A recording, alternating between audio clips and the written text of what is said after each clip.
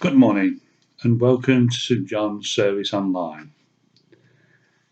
Today's reading is from Matthew 9, starting at verse 9, chapter 9, verse 35, through to chapter 10, verse 8. The workers are few.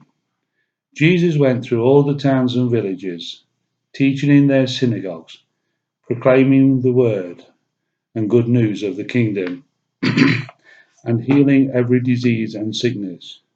When he saw the crowds, he had compassion on them, because they were harassed and helpless, like sheep without a shepherd. Then he said to his disciples, "The harvest is plentiful, but the workers are few. Ask the Lord of the harvest, therefore, to send out the workers to the harvest field." Jesus called his 12 disciples to him and gave them authority to drive out impure spirits and heal every disease and sickness. These are the names of the 12 apostles. First Simon, who is called Peter, and his brother Andrew, James, son of Zebedee, and his brother John, Philip and Bartholomew, Thomas and Matthew the tax collector, James, son of Alphaeus and Thaddeus, Simon the Zealot, and Judas Iscariot, who betrayed him. These 12 Jesus sent out with the following instructions: "Do not go among the Gentiles or any town of the Samaritans. Go rather to the lost sheep of Israel. As you go, proclaim this message: the kingdom of heaven is near. Heal the sick, raise the dead, cleanse those who have leprosy, drive out demons. Freely you have received, freely shall you give." May we pray. Lord, may my interpretation of your word fall on fertile ground in this time of isolation. So, what a reading! A powerful but most inspiring passage in the Bible, the start of evangelism and the spreading of the word by the 12. When you look at this passage, it's mainly in 7 sections, which I intend to try and explain, starting with verse 35 and 36. This paints a picture of Jesus with his disciples, or trainees, going through the area, preaching, teaching, healing, and proclaiming the good news of the kingdom. Jesus was, however, shocked and disturbed to see that the people, even though they had rabbis and teachers, and even though they were the chosen people, they were very lost and helpless. The image given is that of a sheep without a shepherd. It was as if they had no one to turn to or guide them. How many of us have felt like this at times with the faith that we have? I know I do, and many have said in the past that they have. Some say it's loneliness. Some say they feel down. Some have expressed that they feel a long way from a God and alone. So in a way, it's no different from biblical times. But we do have someone to turn to, and we can call on Jesus, the great interceder. He is the one to do away with those feelings. Moving on, verses 36 and 37 is what I will call a training session, a long while before the Great Commission, which does not come until the end of Matthew 28. He asked the Lord of the harvest field to send the workers into the field, which he did, and the 12 are due to go. Again, another image for us is disciples going out into the harvest field, a training session for what will be their future work, done in the early years of Jesus' ministry. so that if they are not up to scratch, or they get it wrong, they can turn to him and seek reassurance and further retraining. Nowadays, we still have a link to this passage, as we have had for many years. We still have many places in this world that we call the harvest field, but today we call it the mission field. We send many out to carry out as these first disciples did, to spread the word of God.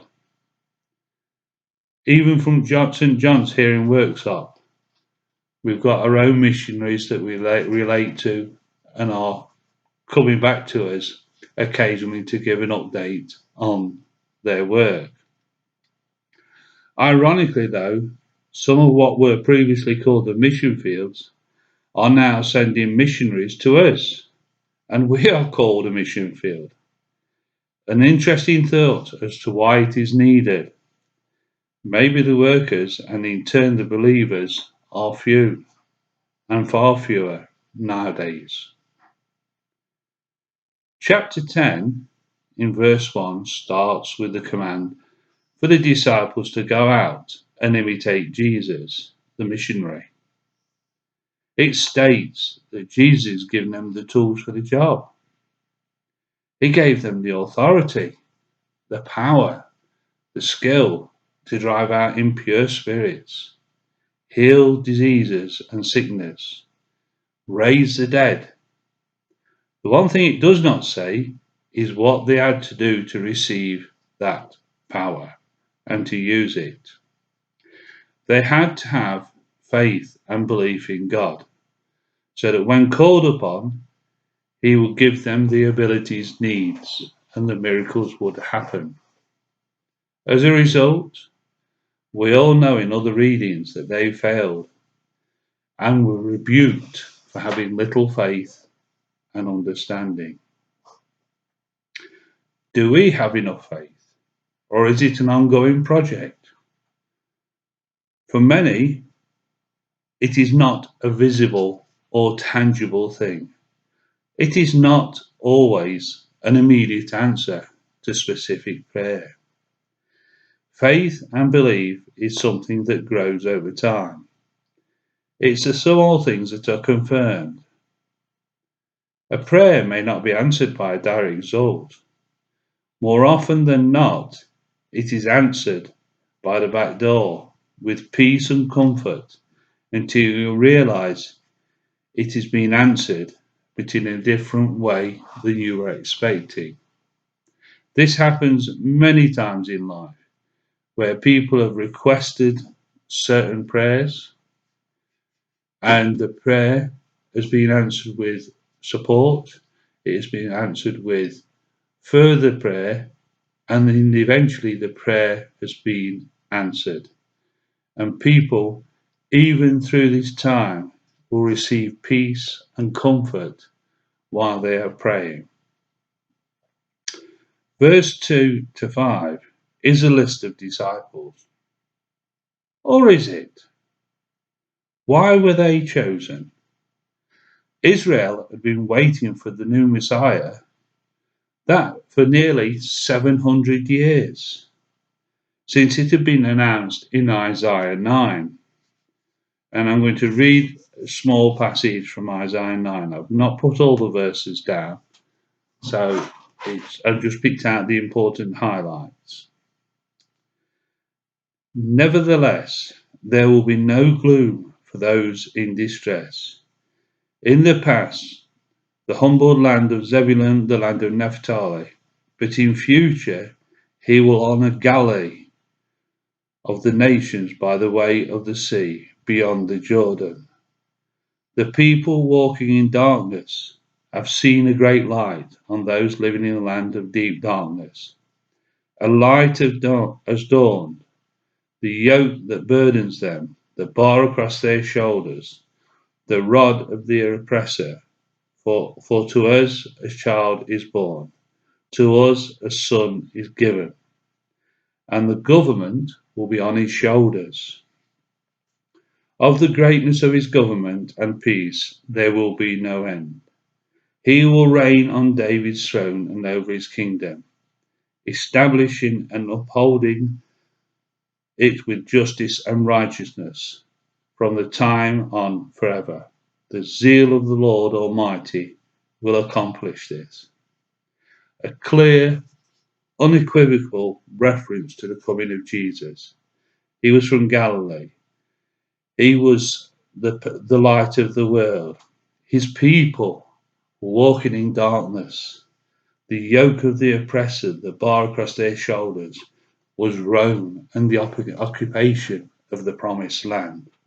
And he was from the line of David, and he taken up his throne, and it was proclaimed his kingdom will go on forever. Why then, when the prophecy was fulfilled in Jesus, did he choose the 12? You would have thought that Jesus, at that time, after waiting for 700 years, people would have been flocking. He should have been overwhelmed with applicants from the religious, scholarly community of the day. And you would have thought everybody would have been listening and trying to forward the ministry. One thought on this, and a possible thought, is that they were not selected from this group or sought out because they would have been too set in their ways and too many preconceived notions, beliefs. Another possibility, which was not talked about, is that they would not have been fit for the future mission to the Gentiles. So let's look at his choices in the list. You can see, unlike most lists in the Bible, which are normally genealogy and are normally related to the church past history, the list of students is a statement of the post history of the church. It is the hierarchical order, with Peter listed first, who became the head of the church, and last, of course, Judas, who was to become the first betrayer of Jesus. What a group of trainees, ranging from fishermen, 2 transfers in, yeah, they had transfers in those days, 2 ex-disciples of John the Baptist in Andrew and John, tax collectors, even a zealot, a political activist whose aim was to rebel against Rome and expel them from Judea. A cross-section of community at the time, more representative of society and no preconceived ideas. A group that would learn the very basics from the teacher and act upon them. Initially, the house of Israel, they would teach, and eventually the world. Would that work today with such a cross section? Personally, I believe it does. If you consider St. John's, we have such a mix of people, different trades, different skills, different abilities, all working to further the word and love of Christ. It is our diversity that makes us so special and appealing. We can meet anyone at any time without worrying if we are of the correct social or political strata. We are who we are.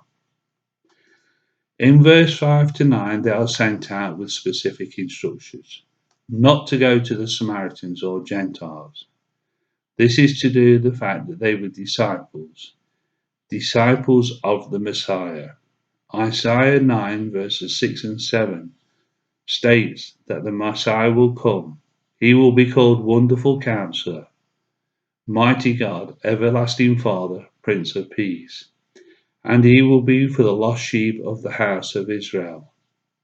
As they went, they were told to proclaim the kingdom of heaven is near. This is a warning to all those who heard that God's kingdom was now on earth. He also told them, and a full accounting is imminent, and everyone needed to amend their ways. He also told them to heal and drive out demons. Again, a foretaste of the future, when you consider the never ending battle that they had at that time. Not much has changed today. We are still fighting sickness that comes in different shapes and sizes, as do the demons we all face each day. It has been so disturbing to see the unfolding disaster of COVID and the follow up demons that are growing for those suffering mentally, socially, and financially because of it. And this is where the church needs to be ready. Like the disciples, we will be needed to help those in distress, those who are suffering. There is a lot in this passage we can take away and learn from. We are all trainees, and I don't think we ever stop being one. We who believe are all his disciples. The costs and benefits of knowing Jesus are still the same today as in biblical times. When we are struggling, as the disciples did, we can pray and receive guidance, and Jesus is always with us. And like the original disciples, he will make sure we are on the correct path. The passage was all about the Messiah and the final chance for the house of Israel to put its house in order, following the proclamation, the kingdom of heaven is near. Are we included? Is it applicable to us? Well, here is your warning and my warning.